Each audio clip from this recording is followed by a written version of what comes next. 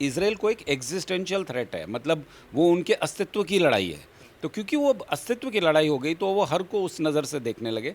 और हिजबुल्ला के पीछे की जो ताकत ईरान की रही, तो वो ईरान को दुश्मन समझने लगे। और ये बड़ा इंटरेस्टिंग इसलिए है, मैं एज ए एनालिस्ट को इंटरेस्टिंग इसलिए मानता हूँ कि शायद ये दुनिया का पहला ऐसा वॉर है जो एक आइडियोलॉजी पे लड़ा जा रहा है, ऐसे दो देशों के बीच में जो आपस में कहीं दोस्त आसपास नहीं है, दूर रहते हैं। एक ज़माने में खट्टी मीठी दोस्ती थी, अब वो खट्टी मीठी दोस्ती जो है एक आइडियोलॉजी, एक वैचारिक बॉर्डर दृष्टि तक से शेयर नहीं करते हैं। बॉर्डर शेयर नहीं करते। 1800 किलोमीटर की दूरी है। अब बॉर्डर इंडिया पाकिस्तान जैसे बॉर्डर शेयर हो रहा है, फिर भी लड़ रहे हैं। फिर भी लड़ रहे ये हैं। वैचारिक लड़ाई है। देखिए, इजराइल से हमारी दोस्ती जो है वो पाकिस्तान के संदर्भ में बहुत इंपॉर्टेंट है, क्योंकि एक ज़माने में जब पाकिस्तान जब हम हमारा आपस में बंटवारा हुआ था, तब पाकिस्तान भारत के समकक्ष राष्ट्र ही था। 33% ऑलमोस्ट ज़मीन लेने के बाद जो था, इकोनॉमिकली वो बराबर का था। आज की दशा मत देखिए, परंतु पिछले इतिहास को देखिए तो ऐसे समय में जब भारत मुश्किल में था, इसराइल ने हमेशा भारत की मदद करी पाकिस्तान के संदर्भ में। परंतु ईरान के संदर्भ में भारत का एक अलग रवैया रहा है, और ईरान के साथ हमारा अभी तक कोई मतभेद नहीं है। देखिए, पाकिस्तान के ज़्यादा ईरान से मतभेद हैं हमको छोड़ के। तो जब जब हमारा कोई मतभेद नहीं है एक देश के साथ, उस देश ने हमारा कई बारी साथ दिया है, तो फिर हम उस देश के साथ तो डेफिनेटली हम दुश्मनी कर नहीं सकते हैं। और इसराइल के साथ भी हमारा एक दोस्ती का रिश्ता है, वो भी नहीं कर सकते। तो मेरे हिसाब से इस समय प्रेजेंट सरकार का जो स्टैंड है वो ये है, न्यूट्रल है, और ये कोशिश है कि ये लड़ाई जल्दी से जल्दी थम जाए। ज़रा कल्पना करिए, आप गहरी नींद में सो रहे हों और आपके घर के बाहर बड़े बड़े धमाके हों। आप अगली सुबह उठें, वहाँ पर आपको सड़क पर खून दिखाई दें। आप अखबार पढ़ें, वहाँ पर लिखा हो कि इतने लोग मारे गए, 2 देशों में धमाका हुआ, 2 देशों में झगड़ा हुआ। जी हाँ, आप बिल्कुल ठीक समझ रहे हैं। मैं बात कर रहा हूँ इजराइल और ईरान के बीच में चल रहे इस महाघमासान के बारे में। और हमारा चैनल यानी ऑल इंडिया न्यूज़ एक बहुत ख़ास प्रस्तुति आपके सामने लेकर आया है, जिसमें हम भारत के ऐसे विशेषज्ञों से जानने का काम करेंगे कि आखिर भारत का इसमें क्या प्रभाव रहने वाला है और आखिर क्या सही में एक विश्व युद्ध 3 का प्रारंभ यहाँ पर होने वाला है। इसी क्रम में मेरे साथ आज बहुत ही ख़ास मेहमान उपस्थित हैं, जिनका नाम है श्री कार्तिक काले जी। सर के बारे में थोड़ा सा मैं परिचय दूंगा कि सर ने भारत को अपनी ऐसी सेवाएं दी हैं जिसको सुनकर हमारा सीना मानवर्तित हो जाएगा। बड़े बड़े हवाई जहाज़ सर ने पायलट बन के उड़ाने का काम किया है, जिसमें MiC 21, 23, 27 और 27 के बाद जैगुआर तक शामिल है। सर के बारे में ख़ास बात ये भी है कि सर एरोस्पेस सेफ्टी के प्रिंसिपल डायरेक्टरेट भी रह चुके हैं, और सर ने अब वहाँ पर अपनी सेवाएं देने का काम किया है। हम बहुत सारे लोगों को देखते हैं कि वो जियो पॉलिटिक्स के बारे में हमको इन्फॉर्मेशन देते हैं, लेकिन सर एक ऐसे महानुभाव हैं जो हमको कंप्लीट एनालिसिस करके बताएंगे। सर, आपने पहले तो अपना हमें बहुत कीमती समय दिया, इसका मैं बहुत बहुत कृतज्ञ हूँ, आभारी हूँ। थैंक यू माज, थैंक यू सो मच माज, और इतने अच्छे शब्द बोलने के लिए बहुत बहुत धन्यवाद। बिल्कुल सर। इज़राइल ईरान, जैसा मैंने अपने इंट्रो में सबसे पहले बात की, मैंने कहा हमारा चैनल इस सीरीज़ को चलाने जा रहा है। मैं सीधा आपसे यही पूछूंगा कि क्या ये विश्व युद्ध 3 का आरंभ हो चुका है? नहीं माज, मैं इसे ऐसा नहीं मानता। देखिए, हर युद्ध जो है उसका कोई ना कोई ऑब्जेक्टिव या एम होता है, और इस युद्ध का इसराइल की तरफ से यदि देखा जाए, क्योंकि इसराइल ने पहल करी है, तो इस तरफ से देखा जाए तो ये बड़ा क्लियर है कि इसराइल का ऑब्जेक्टिव जो है किसी तरह से ईरान का परमाणु जो कार्यक्रम है उसको पीछे धकेलना है। देखिए, किसी भी देश का परमाणु कार्यक्रम आप पूरी तरह से ध्वस्त नहीं कर सकते हैं, क्योंकि यदि देश में इच्छा शक्ति है तो वो देश वो काम दोबारा ज़रूर करेगा। परंतु आप ऐसा कर सकते हैं कि जो बने हुए न्यूक्लियर इंस्टॉलेशंस है, क्योंकि हर चीज़ में पैसा और श्रम और परिश्रम और दिमाग लगता है, तो यदि हम उन चीज़ों को तोड़ दें तो कुछ समय के लिए वो देश का वो प्रोग्राम जो है पीछे की तरफ धकेला हो जाएगा। तो वही इसराइल वही कर रहा है। इसराइल का जो एम है, जो पिछले 3 दिनों में 4 दिनों में आपने देखा है कि उन्होंने सब परमाणु जितने भी उनके संयंत्र हैं उन पर हमला किया है, और वो परमाणु जहाँ पर उनको लगता है कि ऐसी इंस्टॉलेशन हैं जहाँ हथियार बन सकते हैं, वहाँ भी हमला किया है। तो कोशिश यही है इसराइल की कि किसी तरह से ईरान को 10-15 साल इस टेक्नोलॉजी से फिर से पीछे धकेला जाए। जो भी उन्होंने आज तक किया उसको तोड़ फोड़ कर तहस नहस कर दिया जाए, ताकि ये काम वो दोबारा शुरू करें। तो उसमें उनको 10-15 साल की मोहलत मिल जाएगी। तो क्योंकि ये ऑब्जेक्टिव है, मुझे नहीं लगता कि ऑब्जेक्टिव इससे ऊपर आगे जाए। ये एक ट्रेंड चल रहा है कि ये वर्ल्ड वॉर 3 होने वाला है, लेकिन मैं अपने दर्शकों की सहूलियत के लिए, उनके आराम के लिए सर आपसे ये जानना चाहूँगा कि ये पृष्ठभूमि आखिर तैयार कैसे हो गई? कोई कह रहा है ईरान ने पहले हमला किया, कोई कह रहा है इसराइल ने किया। एक पृष्ठभूमि मैं आपसे जानना चाहूँगा, विस्तृत रूप से नहीं बल्कि एक छोटे से रूप में, कि आखिर क्या कारण रहा कि दोनों देश आपस में लड़े भिड़े जा रहे हैं? संक्षेप में माज, ये बहुत ही इंटरेस्टिंग कहानी है, बिकॉज ये कहानी आज नहीं, आज से ऑलमोस्ट आप लगा लीजिए 80 साल पहले शुरू होती है। 1949 1950 के आसपास। 48 में इसराइल देश बना, उसके बाद 49 में ही ईरान से जो है ज़कत के पैसे जाने लगे सपोर्ट करने के लिए कुछ एंटी इजराइल एक्टिविटीज़ को, बेसिकली फ़िलिस्तीन के संदर्भ में हमेशा से। जबकि उस समय ईरान में मौलवियों का राज नहीं था, ईरान में उस समय दूसरी सरकार थी, राजा थे, ठीक है ना, राजा शाह पहलवी। तो वो उनकी एक बड़े मॉडर्न और बड़े ही अलग तरीके का जो उस समय संस्कृति थी ईरान की। परंतु ये सपोर्ट के कारण, इसराइल के अगेंस्ट ये प्रॉक्सी सपोर्ट के कारण जो है इसराइल धीरे धीरे धीरे धीरे ईरान से कटता चला गया। फिर बाद में 1979 के बाद ये सपोर्ट बहुत ज़्यादा प्रखर हो गया। 1967 में जब 6 डे वॉर हुआ था, उस टाइम पर भी ईरान का सपोर्ट इंक्रीज़ हुआ था, परंतु वो आधिकारिक सपोर्ट नहीं था, इन द सेंस कि सरकारी सपोर्ट नहीं था उनको। केवल जो लोग पैसा इकट्ठा करते थे या ज़कात का पैसा या इस तरह के डोनेशंस वगैरह लेके वो पैसा वहाँ पहुँचाया जाता था। परंतु जब 1969 के बाद सरकार बदल गई और ईरान की ऑफिशियल पॉलिसी हो गई फ़िलिस्तीन को मानना और फ़िलिस्तीन को सपोर्ट करना, तब उन्होंने इसराइल के अगेंस्ट का एक स्ट्रॉन्ग रूप अख्तियार कर लिया। परंतु फिर भी अगर आप, इंटरेस्टिंग बात यह है कि ईरान इराक लड़ाई में इसराइल ने ईरान का साथ दिया, इराक का साथ नहीं दिया। और उस टाइम पे जो यूएस वेपन्स जो ईरान को मिले, उस सारे यूएस वेपन्स की खरीद में इसराइल का बहुत बड़ा हाथ था। इसराइल ने उनको बहुत मदद करी और वो सारे हथियार पहुंचाए, खुद जो है 300 मिलियन के करीब के हथियार जो हैं ईरान को बेचे। तो उस प्रकार से अगर आप देखें तो ईरान और इसराइल का एक बड़ा ही अजीब सा रिश्ता रहा है, खट्टी मीठी दोस्ती भी रही है। खट्टी मीठी दोस्ती रही है। परंतु उनका जो ये सब बदला है 1982 के बाद, जब लेबनान का युद्ध हुआ और लेबनान के युद्ध के बाद हिजबुल्लाह की जब शुरुआत हुई, हिजबुल्लाह को जो है ईरान ने पूरा सपोर्ट किया और उस सपोर्ट के कारण ही, और हिजबुल्लाह से हमेशा से यहूदियों के खिलाफ यानी इसराइल के खिलाफ रहा है। तो इसराइल को एक एग्जिस्टेंशियल थ्रेट है, मतलब वो उनके अस्तित्व की लड़ाई है। तो क्योंकि वो अस्तित्व की लड़ाई हो गई तो वो हर को उस नज़र से देखने लगे और हिजबुल्लाह के पीछे की जो ताकत ईरान की रही तो वो ईरान को दुश्मन समझने लगे। और ये बड़ा इंटरेस्टिंग इसलिए है, मैं एज ए एनालिस्ट को इंटरेस्टिंग इसलिए मानता हूँ कि शायद ये दुनिया का पहला ऐसा वॉर है जो एक आइडियोलॉजी पे लड़ा जा रहा है, ऐसे दो देशों के बीच में जो आपस में कहीं दोस्त आसपास नहीं है, दूर रहते हैं। एक ज़माने में खट्टी मीठी दोस्ती थी, अब वो खट्टी मीठी दोस्ती जो है एक आइडियोलॉजी, एक वैचारिक दृष्टि से शेयर नहीं करते हैं। बॉर्डर शेयर नहीं करते, 1800 किलोमीटर की दूरी है। अब बॉर्डर, इंडिया पाकिस्तान जैसे बॉर्डर शेयर हो रहा है, फिर भी लड़ रहे हैं, फिर भी लड़ रहे ये वैचारिक लड़ाई है, ये केवल एक आइडियोलॉजिकल लड़ाई है जो मेरे हिसाब से होनी नहीं चाहिए थी। चलिए है, अब जो सच्चाई है हम उससे नकार नहीं सकते, तो ये लड़ाई है, इसका अस्तित्व यही है। और इसीलिए ये लड़ाई जो है, आज आप सोचें कि इजरायली सैनिक और ईरानी सैनिक आपस में कहीं पर भी नहीं लड़े हैं, केवल जो है हथियारों का आदान प्रदान हो रहा है, कोई बाउंड्री नहीं, कोई आपस में दोस्ती नहीं। सिविलियंस पिसते हैं मोस्टली, सिविलियंस पिसते हैं। सबसे दुख भरी बात यह है कि सिविलियंस पिसते सर मैं एक चीज़ आपसे और जानना चाहूँगा, जैसे हमारी ज़्यादातर ऑडियंस भारत की है और आपने भी मानवर्धित कर देने वाली सेवाएं भारत को दी हैं एक नागरिक के होने के नाते। सर मैं जानना चाहूँगा कि भारत का आखिर इसमें क्या प्रभाव है, क्योंकि भारत की जो स्ट्रेटजी रही है, चाहे ईरान हो चाहे इसराइल हो, इसराइल के ऊपर हम ड्रोन सिस्टम को अगर देख लें उसके ऊपर रहे, इरिगेशन की हम बात करें, एग्रीकल्चर जो ड्रिप इरिगेशन सिस्टम है वो हमने इसराइल से कहीं ना कहीं सीखने का काम किया, जो एनर्जी हो गई, जो बाकी अभी चाबहार पोर्ट को लेकर 2016-2024 में बातचीत हुई, ईरान के ऊपर हम रहे, तो हम ईरान के साथ भी रहे, इसराइल के भी सारथी रहे। अब इतनी मशक्क़त हो रही है तो क्या सही में भारत अपना स्टैंड क्लियर नहीं कर पा रहा है, या भारत को सोचने की आवश्यकता है कि वो किसके साथ है?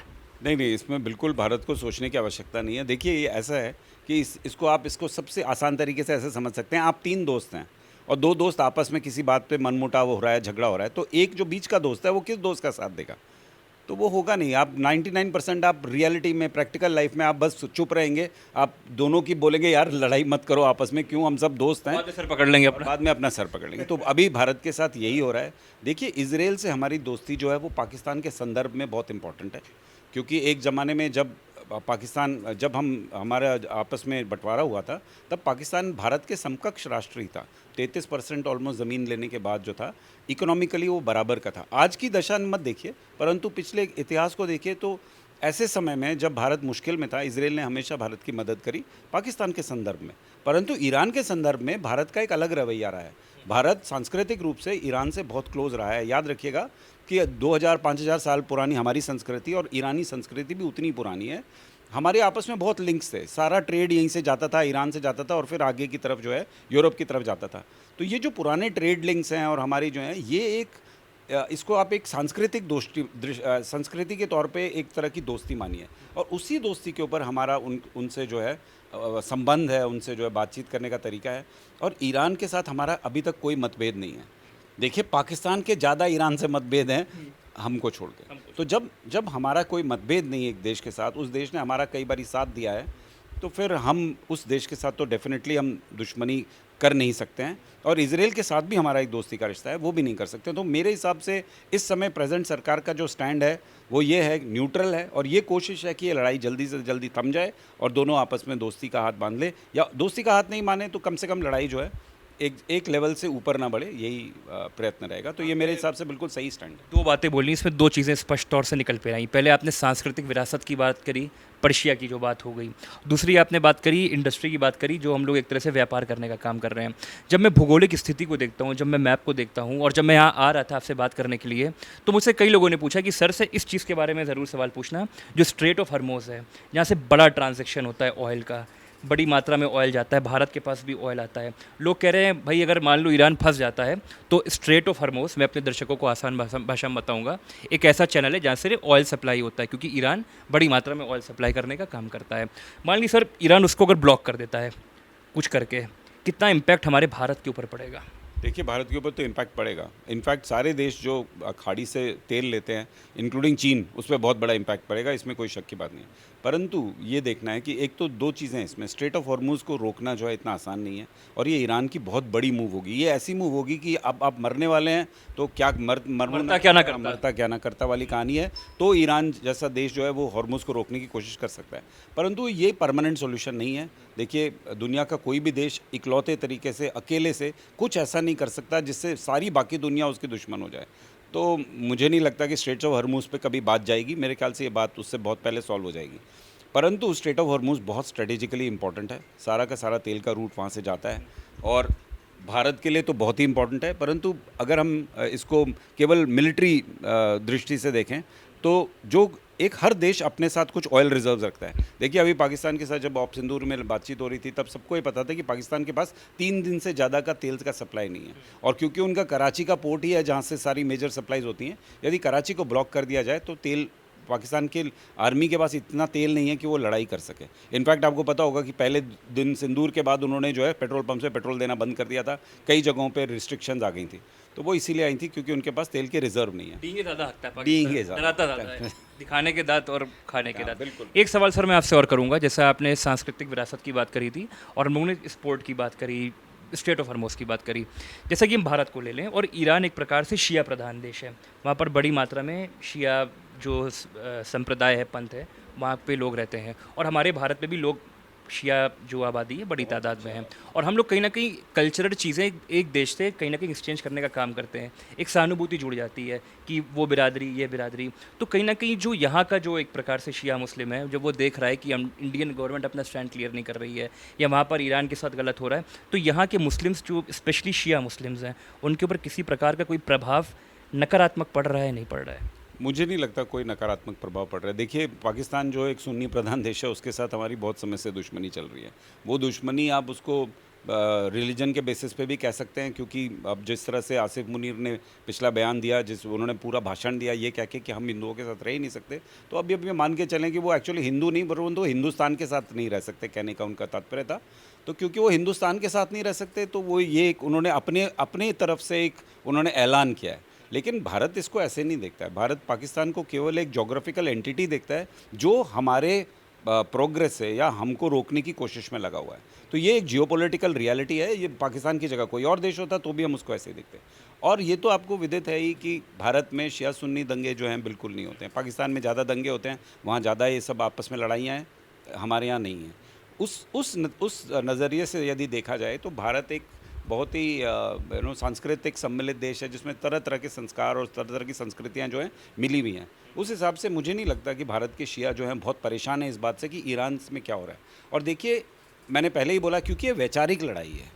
इसमें वैचारिक लड़ाई का मतलब है कि खलीफा कौन बनेगा?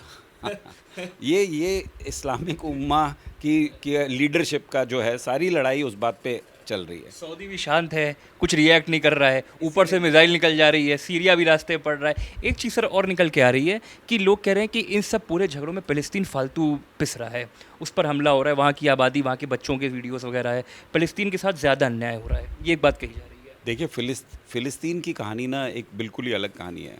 और फ़िलिस्तीन को जो है राष्ट्र का दर्जा या राज्य का दर्जा सारे देशों ने मिल के दिया था एक ज़माने में, और भारत उनमें से प्रधान देश था जिसने रिकग्नाइज़ किया था। और पीएलओ के यासर अराफात को जो है एक तरह से वहाँ फ़िलिस्तीन का हमेशा राष्ट्रपति माना, और उनको वही राष्ट्रपति का सम्मान दिया इस देश में जो किसी देश के राष्ट्रपति को दिया जाता है।